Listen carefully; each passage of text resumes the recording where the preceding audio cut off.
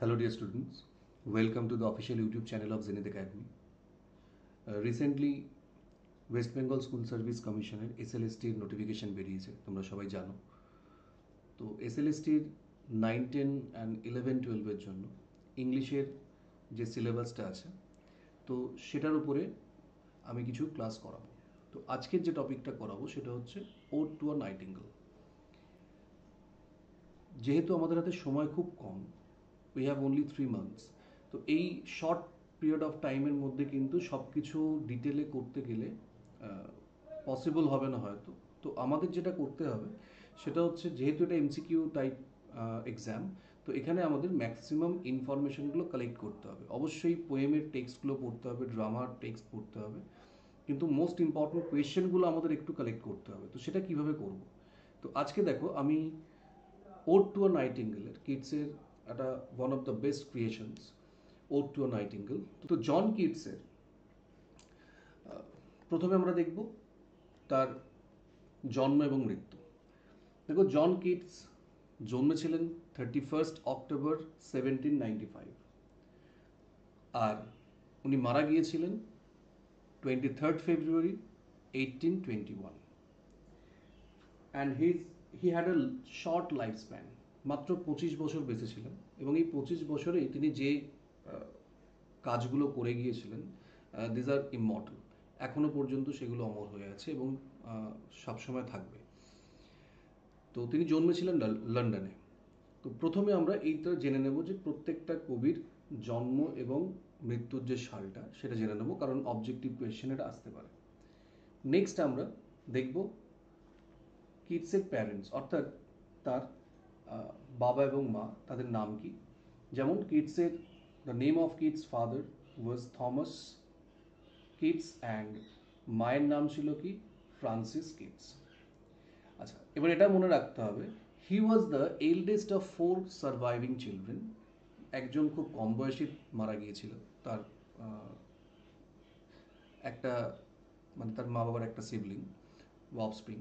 তো বাকি যে 4জন ছিল তার মধ্যে কিডস ছিল eldest. His younger siblings were George, Thomas and Francis Mary বা ফ্যানি। ওকে, তো তাদের 3টে ভাইয়ের নাম বা ভাই বোনের নাম মনে রাখতে হবে এখানে, যেমন জর্জ কিডস, থমাস কিডস আর ফ্যানি কিডস বা ফ্রান্সিস মেরি।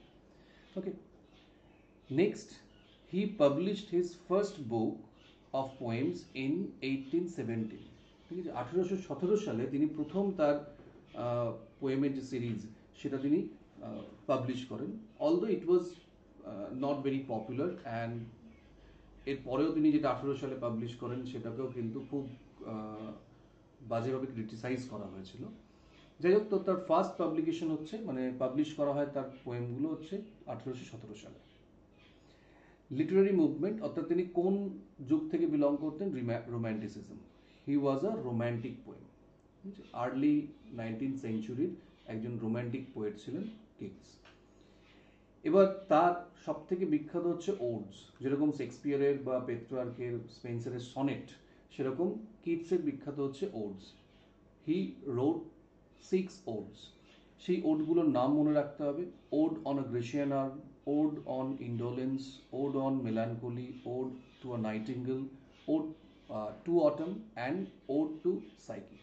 এই 6টা ওড ছিল কিডসের বিখ্যাত কাজ।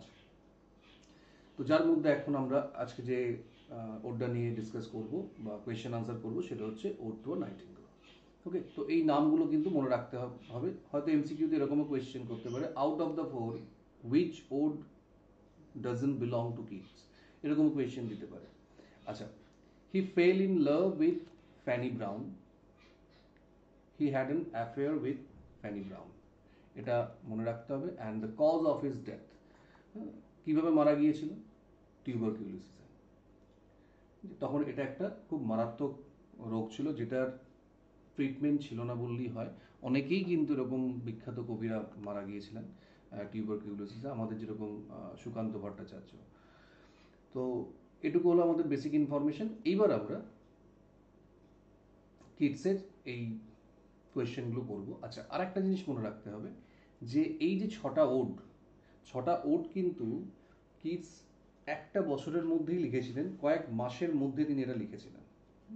মানে মার্চ থেকে সেপ্টেম্বরের মধ্যেই কিন্তু 1819-এ, ঠিক আছে, মার্চ থেকে সেপ্টেম্বরের মধ্যেই কিন্তু এই ওটগুলো তিনি লিখেছিলেন। যেহেতু তিনি তার লাইফ স্প্যানটাই খুব কম সময়ে তিনি পেয়েছিলেন, তো এই এত ভালো ভালো ওটগুলো তিনি একটা বছরের মধ্যেই কয়েক মাসের মধ্যে লিখেছিলেন, এটা মনে রাখতে হবে। আচ্ছা, নেক্সট এবার আমরা আসবো কোয়েশ্চেনে। কি ধরনের কোয়েশ্চেন আসতে পারে এমসিকিউতে দেখো। যেমন বলছে, ode to a nightingale was written, কবে লেখা হয়েছিল? সমস্ত ওটগুলোই লেখা হয়েছিল 1819 সালে। তাহলে ফার্স্ট আনসার হবে অপশন এ। এগুলো তোমরা নিজেরা একটু পজ করে আনসার করবে, দিয়ে মিলিয়ে নেবে। নেক্সট কোয়েশ্চেন বলছে, ode to a nightingale is about the theme of, খুব ইম্পর্টেন্ট কোয়েশ্চেন, যে কোন থিমের ওপর বেস করে এটা লেখা। তো এর মানে কিটসের ম্যাক্সিমাম ওটগুলোই কিন্তু এই বিউটি অ্যান্ড মিউটেবিলিটির ওপর লেখা, অর্থাৎ বিউটি মানে ফিজিক্যাল বিউটি যেটা, it doesn't exist for ever, ঠিক আছে, এটা চিরকালের জন্য থাকে না, ইট ইজ ট্রানজিয়েন্ট, একটা সময়ের পর কিন্তু এটা নষ্ট হয়ে যায়। তো এখানে সেটাই বলা হচ্ছে। যেমন আমরা দেখতে পাচ্ছি পোয়েট আলটিমেটলি যেটা রিয়েলাইজ করছেন, the beautiful song of the nightingale doesn't exist for ever, একটা সময় পর কিন্তু সেটাও শেষ হয়ে যাচ্ছে। তো পৃথিবীতে যত কিছু আছে লিভিং ক্রিয়েচার, সবই কিন্তু মর্টাল, এটা একটা সময় পর নষ্ট হয়ে যায়, ধ্বংস হয়ে যায়। তাহলে থিমটা হচ্ছে beauty and mutability. Question number 3 বলছে, in ode to nightingale the একিং condition of the poet arises.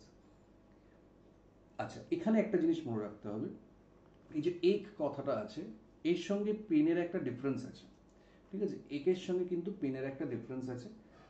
এটা অনেক সময় কোয়েশ্চেন করলেও করতে পারে যে এক আর পেনের মধ্যে ডিফারেন্স কি। জেনারেলি এক কথাটা আমরা ইন্টারনাল যে পেন তার জন্য ইউজ করি, যেমন ধরো টুথ এক, হেড এক, স্টমাক এক। তো এখানে বলছে যে এই যে একিং কন্ডিশনটা, এটা কিসের থেকে আসছে, মানে কিডসের মধ্যে এই যে একটা অদ্ভুত যন্ত্রণা অনুভব করছেন তিনি তার হৃদয়ের মধ্যে, এটার কারণ কি, উৎসটা কি? উৎসটা কি?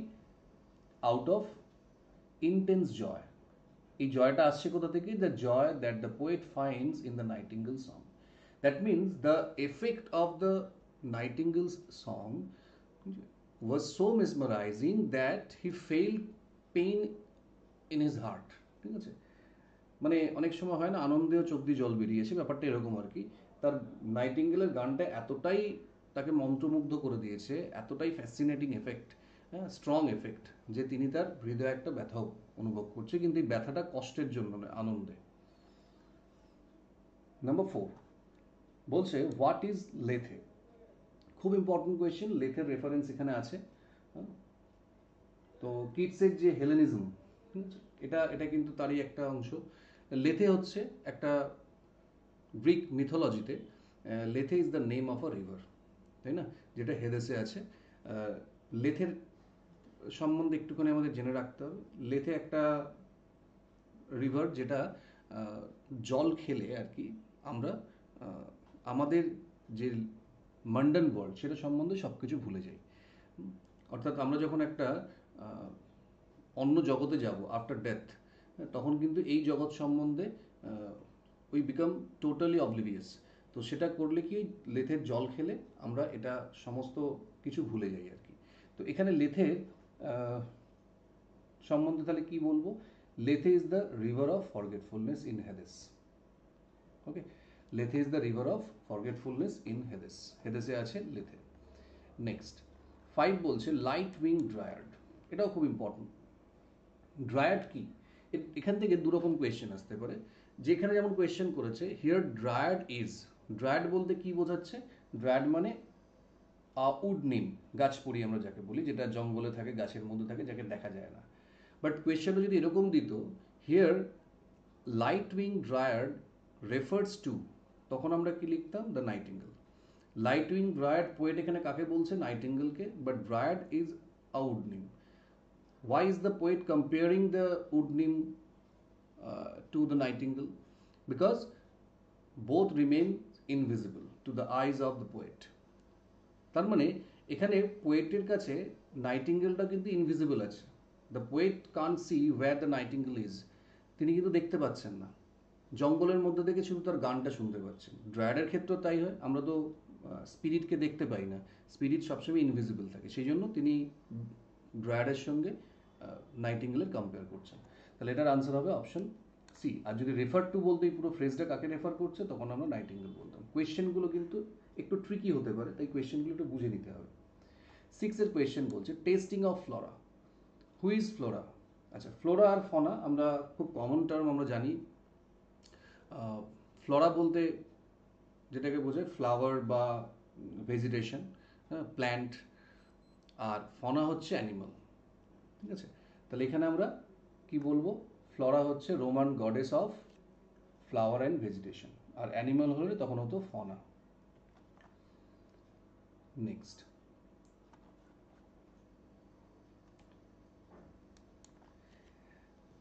ফুল of the warm south. Full of the warm south.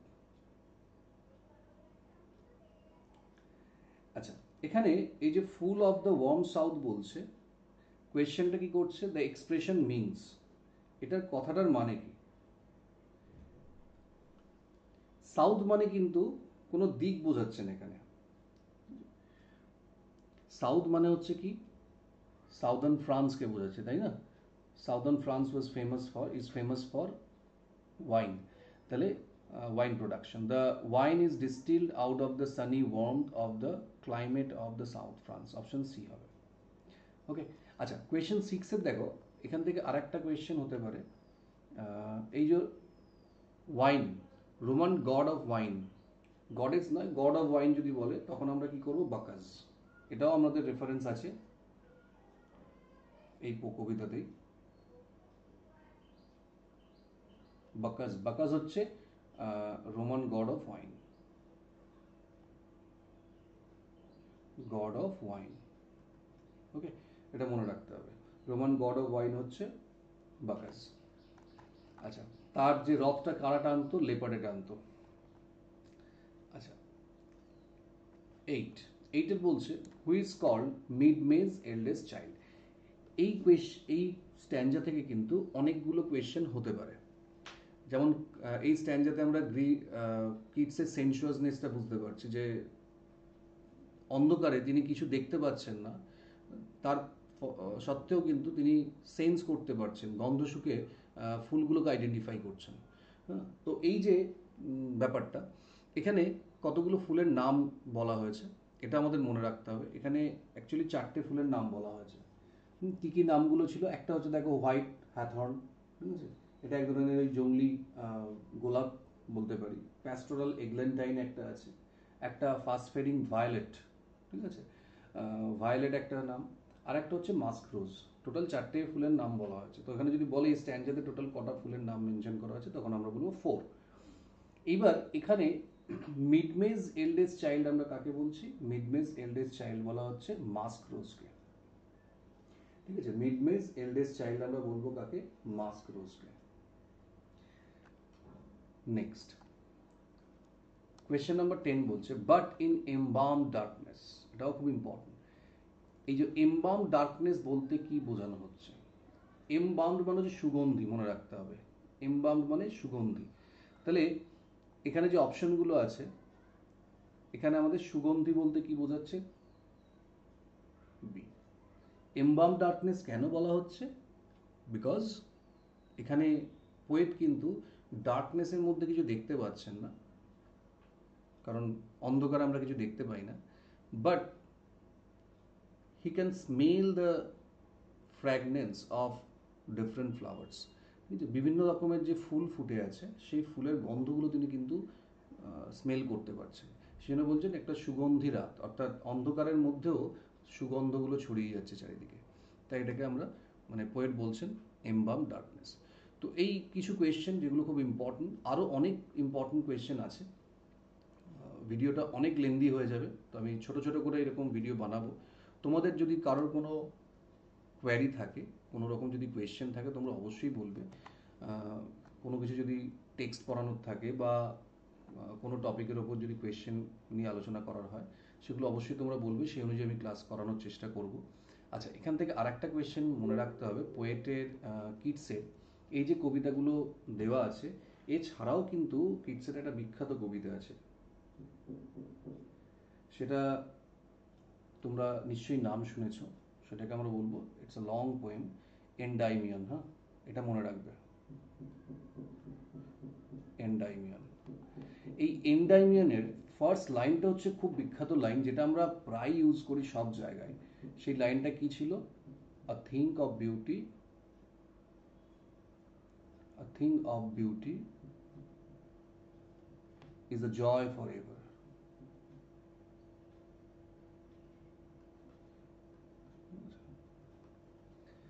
One of the most famous lines written by kids.